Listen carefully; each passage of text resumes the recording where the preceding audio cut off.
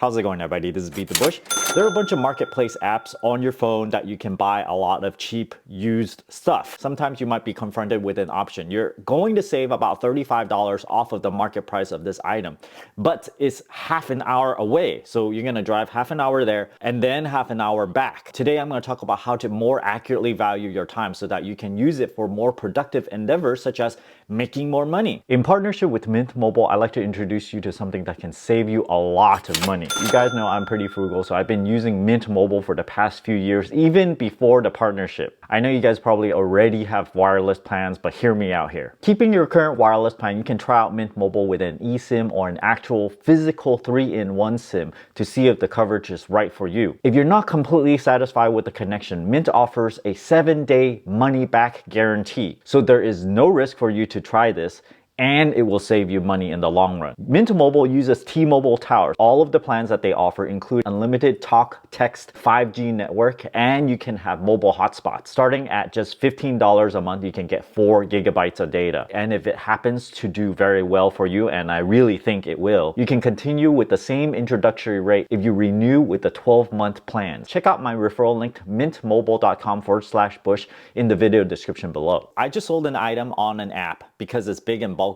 It's not worth shipping for me. From the chat message, I know they're coming from 30 minutes away. In fact, they took more like 45-50 minutes to get to where I was. The item goes for about $140 on Amazon. After tax is about $155. I sold it for $120. So in this process, they saved $35 off of just a few clicks on Amazon, and it would have gotten delivered to their door instead. Let's just call it half an hour, right? They drove back and forth. It cost them 1 full hour to save this $35. Now let's talk about if this is worth it. On the surface, you might go, as long as you make $35 or less per hour at your day job, you could go and save this money. But consider that the car that you drive, you have to pay gas. Gas is expensive these days, as well as the depreciation of the car itself. So many people do not factor in the car depreciation when they do certain cost-benefit analysis. It's about 50 cents per mile depending on the type of car that you're driving. So if you drive 15 miles, round trip, that's 30 miles. This is costing you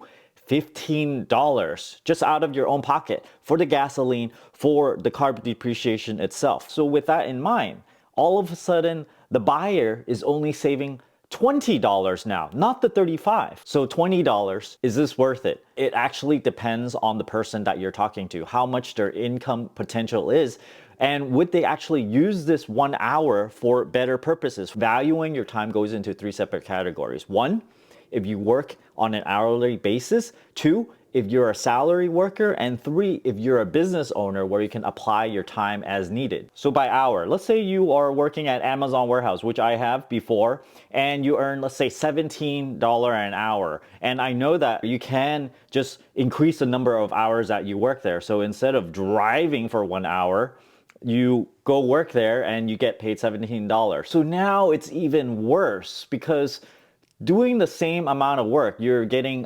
$3 more. And so logically, yes, it's still better off if you go and get this $35 discount. Because in the end, if you choose to go get it, you're essentially getting $3 more than if you worked at the Amazon warehouse. Now let's talk about salary here. Some people might argue that, hey, if I work an additional hour at work, I'm not gonna get an additional amount of money because they pay you on a flat salary. But think about it this way. Let's say you do this once a week, and instead of driving 1 hour to get a $35 discount, instead, what you do is you put in an extra hour at your current day job. Every single week for an entire year, how much of a bonus and raise would you get? I contend that even with just 1 hour of work, you're gonna probably stand out a lot more. And with this, you essentially put in 50 additional hours at work, and if you get paid $1,000 bonus. This is essentially valuing at $20 per additional hour that you're working. In the end, you really have to rely on faith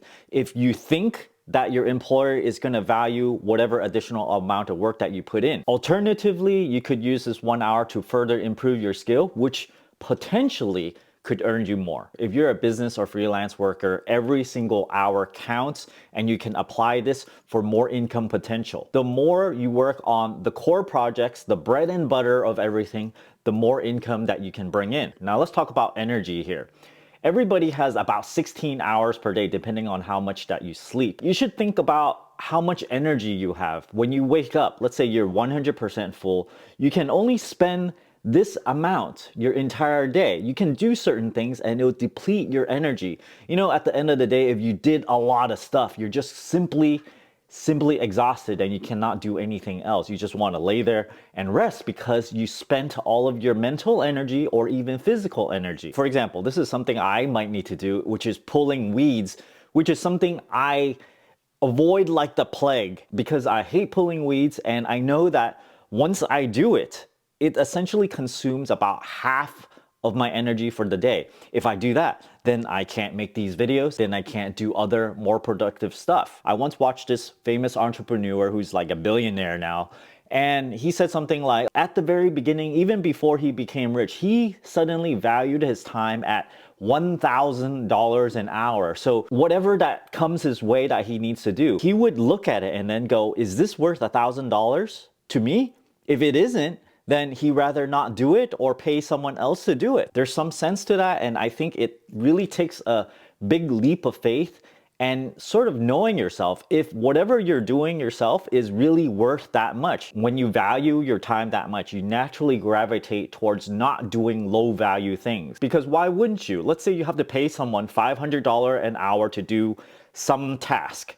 But whatever core things that you know you can do, if you do work that is worth $1,000 an hour, you're essentially getting $500 per hour, because there's a difference here. You pay someone, you have that 1 hour free, you make $1,000 instead. In the end, with the same amount of time, and everybody has unlimited time here, you're gonna get $500 more. Of course, you need to have the foresight to know whatever that you're about to do is worth that amount of money. You can't just suddenly say, oh, I'm rich, I'm gonna make it rain on everything, and then at the end, maybe the stuff that you're doing is not worth that much, and then you end up paying for everything without ever getting a return. As I'm making this video, some of you might ask, what about penny pinching and coupons?